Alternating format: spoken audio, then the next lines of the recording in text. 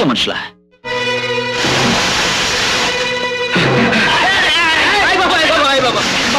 ఒక నెల కలిసి బాబు, ఈ నెల మా అమ్మాయి పెళ్లి బాబు. మీరు కాదంటే మా అమ్మాయి పెళ్లి ఆగిపోతుంది బాబు. మా బాస్కి ఇవ్వాల్సిన డబ్బులు ఎగ్గొట్టి మీ అమ్మాయి పెళ్ళా?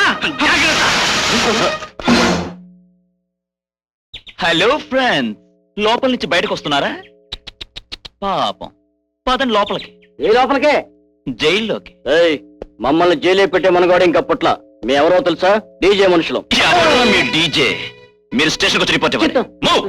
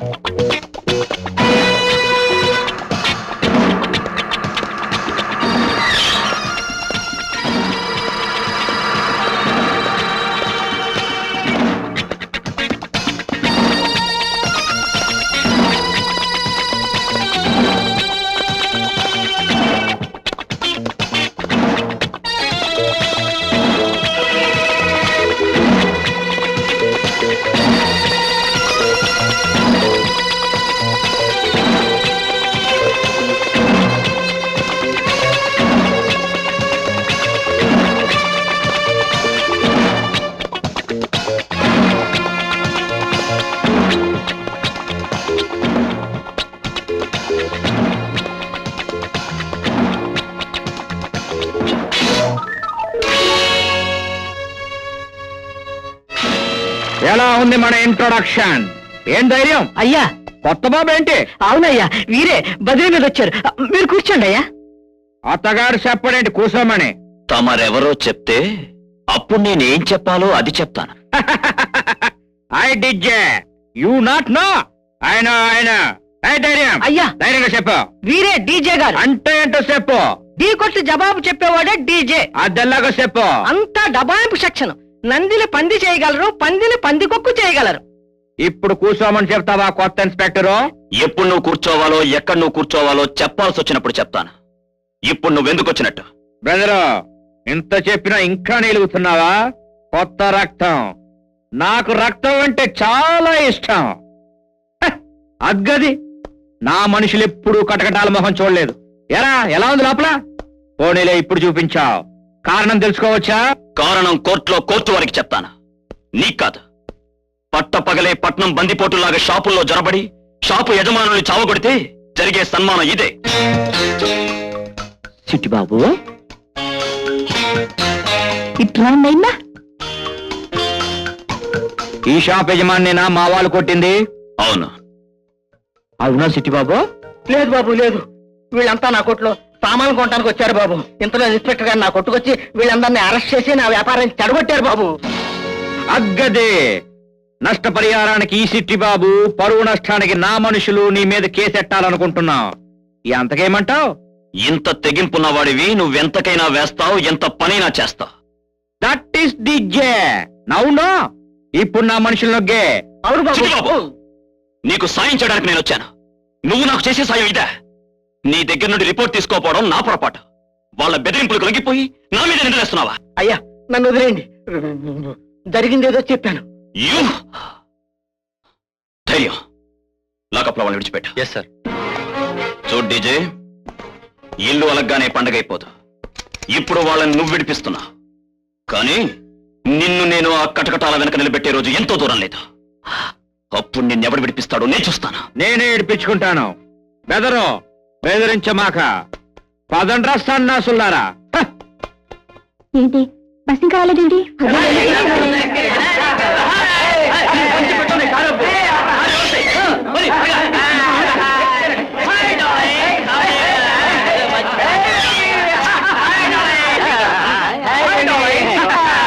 నాకు ఆరెంజ్ కలర్ అమ్మాయి కావాలరా. నాకు బ్లాక్ కలర్ అమ్మాయి కావాలి గురు.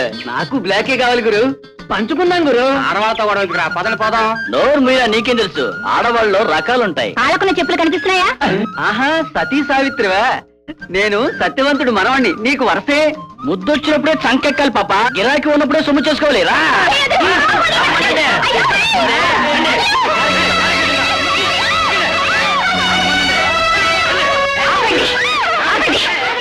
అమ్మాయి చేతుల ముందు. వీళ్ళందరికి లీడర్వా నువ్వు? ఇది స్పెషల్ కేసు గురు. ఏజ్ ఎంత ఉంటుందంటావు? ఏది సంగతి తర్వాత తెలుసుకుందాం, ముందు మీ ఫేట్ తేల్చుకోండి. You stupid rascal. ఆడపిల్లలు ఏడ్పిస్తారా? Idiot. Scoundrel. పొరికి వెదవలారా. ఇంకెప్పుడైనా ఆడపిల్లల జోలికి వెళ్తారా? చావండ్రా. ఏయ్, ఏంటి గొడవ? గొడవ కదండి, వాళ్ళని దండిస్తున్నాను. దండించడానికి నువ్వెవరు? చట్టాన్ని నీ చేతుల్లోకి తీసుకునే అర్హత అసలు నీకెక్కడిదే? తప్పు జరిగితే మాతో వచ్చి చెప్పు, మేము విచారిస్తాం. ఏమని విచారిస్తారు సార్? అంతా జరిగిపోయిన తర్వాత అయ్యో పాపమని విచారిస్తారా? చూడు, నువ్వెన్ని నేరాలు చేసావో నీకు తెలుసా? చెప్పుతో కొట్టడం, గొడవ పెట్టుకుని తిట్టడం, పబ్లిక్ న్యూసెన్స్ చేయడం, వీటన్నిటికీ నిన్ను 6 మాసాలు జైల్లో పెట్టొచ్చు. అయ్యో పాపం వద్దు సార్, వదిలేయండి సార్. తోడబుట్టిన అక్కనుకుని ఆవిడని క్షమిస్తున్నాం. పాపం జైల్లో వేయండి సార్. చెప్పు దెబ్బలు తిని మళ్ళీ సిఫార్సు ఒకట? మీకు కావాల్సిందేనయ్యా, పడిపడే. Thank you sir. చూడమ్మాయ్, ఆడపిల్లవి కదా నీ మీద దయ తలుస్తున్నాను, లేదా ఈసరికి లోపలికి నెట్టేవాడిని. జాగ్రత్తగా ఉండు. వెళ్ళు. చాలా థ్యాంక్స్ సార్, నేను వెళ్ళొస్తాను. వస్తాననకు, వెళ్ళు. వస్తాను సార్, తప్పకుండా వస్తాను. నా సంగతి మీకు తెలీదు. వస్తాను అంటే తప్పకుండా వచ్చి తీరుతాను. బాయ్. నరసింహమూర్తి గారికి, మాజీ ముఖ్యమైన మంత్రి గారికి, మన మాజీ నాయకులు గారికి, నరసింహమూర్తి గారికి, మాజీ ముఖ్యమైన మంత్రి గారికి. చాలు చాలు. ఈ జేజేలు వింటం కాదు మన తక్షణ కర్తవ్యం. ప్రజల కనీస అవసరాలు తీర్చాలి. ఏం చేతనంటే, ఎందు వల్లనంటే, ఎందు నిమిత్తం అంటే ప్రజలు మళ్ళీ మనకి ఓట్లేయాలి. ఈ మాజీ అన్న మాటని మాఫీ చేసేయాలి. వేసుకోండి దండలు. నమస్కారం అండి. నమస్కారం మాజీ కాంట్రాక్టర్ గారు. కూర్చోండి కూర్చోండి. ఏమిటి ఇలా వచ్చారు? అయ్యా, తమరు ముఖ్యమైన మంత్రిగా ఉండే రోజుల్లో నాకు 80 లక్షల కాంట్రాక్ట్ ఇప్పిస్తానని మాటిచ్చి 10 లక్షల పార్టీ ఫండ్ ముందుగానే పుచ్చేసుకున్నారు. మీ పదవి పోయింది, ప్రభుత్వం మారిపోయింది, నా కాంట్రాక్టు పోయింది. కనీసం నేను ఇచ్చిన అడ్వాన్స్ తిరిగి ఇప్పించండి. అదే 10,000. 10,000? ఈ ఎదిగాల 10,000 అయితే ఎప్పుడో ఇచ్చుండేవారయ్యా మన మాజీ గారు. లక్షలయ్యా లక్షలు ఎట్ట ఇస్తారు? చూడండి మాజీ కాంట్రాక్టర్ గారు, ప్రభుత్వం మారటం అనేది ఒక వరద భీభత్సం లాంటిది, ఒక భూకంపం లాంటిది, ఒక తుఫాన్ లాంటిది. మరి నష్టం వచ్చినప్పుడు అందరూ సమానంగా పంచుకోవాలి కదా. మీరు నన్ను వచ్చి ఇలా నిలదీయటం చాలా అవమానంగా ఉంది. నా డబ్బు నేను రాబట్టుకోవడానికి మరి ఏం చేయమంటారు? చూడండి, పార్టీ ఫండ్కి ఇచ్చిన సొమ్ము, గోడకి వేసిన సున్నం మళ్ళీ తిరిగి రావని మీకు తెలీదా? అయినా మీరేం భయపడద్దు. మళ్ళీ ఎలక్షన్లు వస్తాయి. నేను 294 కాన్స్టిట్యున్సీలకి పోటీ చేస్తాను. మళ్ళీ పదవిలోకి వచ్చి తీరుతాను.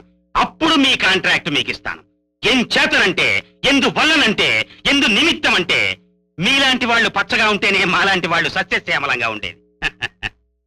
ఉంచండి ఉంచండి ఉంచండి. పదండి. మీ ఎదిగాళ్ళ ఇంకా చూస్తారేంది? చెప్పారుగా గోడకేసిన సున్నము అని. ఇక పదండి.